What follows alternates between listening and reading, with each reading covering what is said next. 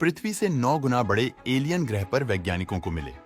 जीवन के संकेत एक ऐसी जगह जो हमसे 120 लाइट ईयर्स दूर है, जिसका नाम है कि 2188b।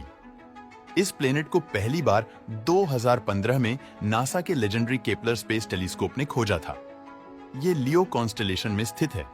हमसे इतनी दूर की रोशनी को भी यहां से वहां आने में 120 साल लग जाते हैं कि 2188b। ये अपने स्टार के 2188b, जो कि एक रेड ड्राफ्ट है जो हमारे सूरज से छोटा, ठंडा और लाल, उसकी हैबिटेट जोन में घूमता है। यह ग्रह अब साइज की बात करते हैं कि 2188b का रेडियस पृथ्वी से लगभग 2.6 टाइम्स बड़ा है और मास में ये प्लेनेट पृथ्वी से लगभग 8.6 टाइम्स ज्यादा भारी है। इस साइज के रेंज के प्लेनेट को सुपर अर्थ कहते हैं। यह कैटेगरी बड़ी मिस्टीरियस है क्योंकि हमारे सोलर सिस्टम में इस साइज का कोई प्लेनेट है ही नहीं, तो हमें पक्का नहीं पता कि अंदर से कैसे होते हैं। क्या ये अर्थ की तरह एक बड़ा रॉकी प्लेनेट है जिसके ऊपर थिक एटमॉस्फेयर है, या एक छोटा गैस जायंट है जिसका कोर रॉकी आइसी है, या फिर कुछ बिल्कुल नया, जैसे एक ऐसी दुनिया जिसके अंदर पथरीली कोर के ऊपर एक बहुत बहुत गहरा ग्लोबल समुंदर हो और उसके ऊपर एक एटमॉस्फेयर। यही लास्ट पॉसिबिलिटी इस प्लेनेट को सुपर इंटरेस्टिंग बनाती है कि 2188b का नाम पहली बार 2019 में चमका था।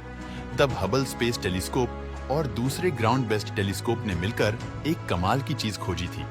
इसके एटमॉस्फेयर में वाटर वेपर के क्लियर एविडेंस मिले थे। पहली बार था कि हैबिटेट जोन में घूम रहे किसी एक्सोप्लैनेट के एटमॉस्फेयर में पानी के मॉलिक्यूल्स इतने क्लियरली डिटेक्ट हुए थे। इस डिस्कवरी से साइंटिस्ट सोचने लगे कि क्या इस प्लेनेट पे बादल हो सकते हैं, क्या वहां बारिश हो सकती है, क्या उसकी सतह पर समुद्र मौजूद हो सकते हैं। लेकिन हबल की लिमिटेशंस थी कि वो हमें सिर्फ पानी के बारे में बता सका। एटमॉस्फेयर की बाकी डिटेल्स, उसकी पूरी केमिकल कंपोजिशन हबल की क्षमताओं से बाहर की बात थी। हमें एक ज्यादा पावरफुल आंख चाहिए थी, एक ऐसी आंख जो इंफ्रारेड लाइट में भी देख सके। और फिर आया दी जेम्स वेब स्पेस टेलीस्कोप। ये कोई मामूली स्पेस टेलीस्कोप नहीं है, ये एक इंजीनियरिंग मार्बल है, एक टाइम मशीन जैसा है जो यूनिवर्स के शुरुआती पलों को भी देख सकता है। और एक्सोप्लैनेट के लिए ये एक गेम चेंजर है क्योंकि ये प्राइमरीली इंफ्रारेड लाइट में देखता है। जब स्पेस टेलीस्कोप ने के 2188b पर अपनी इंफ्रारेड नजर डाली और जो डेटा आया उसने साइंटिफिक कम्युनिटी में तूफान ला दिया। सितंबर 2023 में रिजल्ट अनाउंस हुए पहला कंफर्मेशन था। इस प्लेनेट के एटमॉस्फेयर में मीथेन और कार्बन डाइऑक्साइड भरपूर मात्रा में है। ये दोनों कार्बन बेस्ड मॉलिक्यूल्स हैं जो लाइफ के बिल्डिंग ब्लॉक्स के लिए जरूरी है, लेकिन असली बॉम्ब तो अभी फटना बाकी था। डेटा में एक और मॉलिक्यूल्स का पोटेंशियल सिग्नल दिखा, एक ऐसा मॉलिक्यूल्स जिसका नाम सुनते ही बायोलॉजिस्ट के कान खड़े हो जाते हैं, डाइमिथाइल सल्फाइड। लेकिन ये इतना खास क्यों है? क्योंकि हमारी अपनी दुनिया अर्थ पर ये गैस ऑलमोस्ट पूरी तरीके से बायोलॉजिकल प्रोसेसर से बनती है।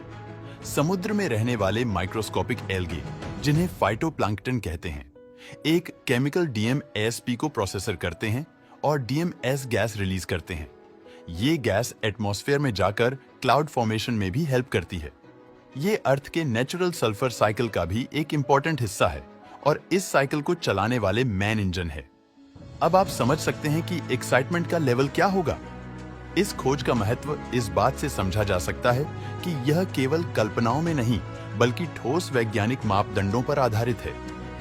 जेम्स वेब स्पेस जैसे शक्तिशाली टेलीस्कोप ने यह साबित किया है कि हम पृथ्वी से हजारों खरब मील दूर स्थित ग्रहों की भी रासायनिक संरचना को समझ सकते हैं। अगर डाइमिथाइल सल्फाइड जैसी गैस वाकई इस ग्रह के वातावरण में मौजूद है, तो इसका मतलब है कि वहां धरती जैसे जैविक प्रक्रियाएं हो रही हैं या हो सकती हैं।